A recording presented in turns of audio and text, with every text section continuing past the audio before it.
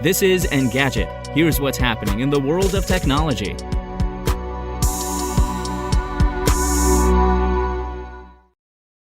The March jobs report will take center stage this week as a fairly light schedule eases investors into a new month and quarter.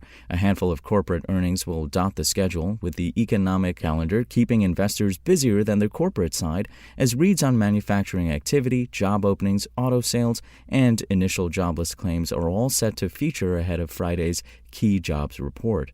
U.S. markets will be closed on Friday for Good Friday.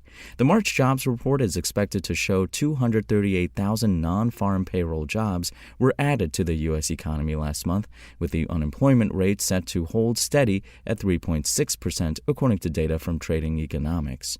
In February, the U.S. economy added 311,000 new jobs, while the unemployment rate ticked higher as participation increased. This report would mark a second straight slowdown from the blowout jobs numbers seen in January, which saw more than 500,000 new jobs created in a number that many economists saw as being aided by fair weather and seasonal adjustments gone awry.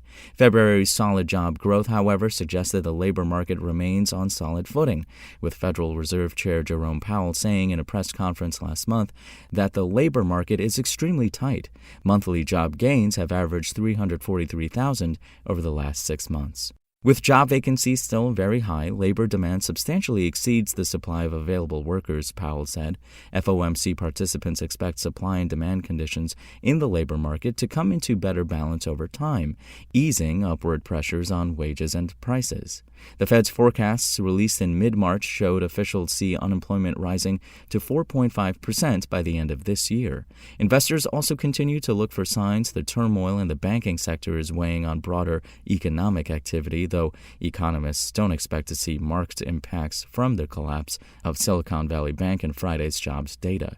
Consumer confidence readings from the Conference Board and the University of Michigan released last week show few signs of this stress appearing more broadly in economic data.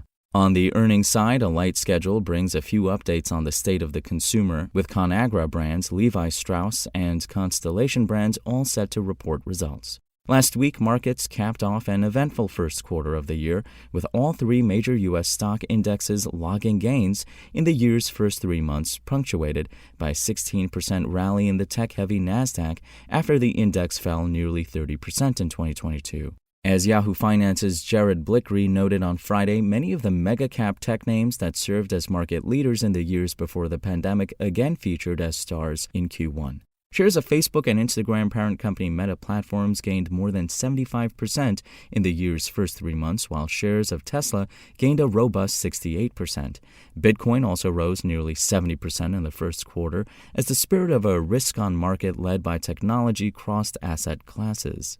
A strong performance in some pockets of the market, however, don't ease the pain for the banking sector as 3 U.S. banks failed in March and stocks across the industry were pummeled. The KBW Bank Index fell 25% in March, while the KBW Regional Bank Index fell 20% during the month. As markets gain some distance from the most acute phases of the bank crisis, a growing view among Wall Street strategists and economists is that this event will prove to be binary. Either we crash into recession and a new bear market, or stocks continue to rally. If you want to catch the latest tech news as it's happening, check out Engadget.com or tune in again every weekday.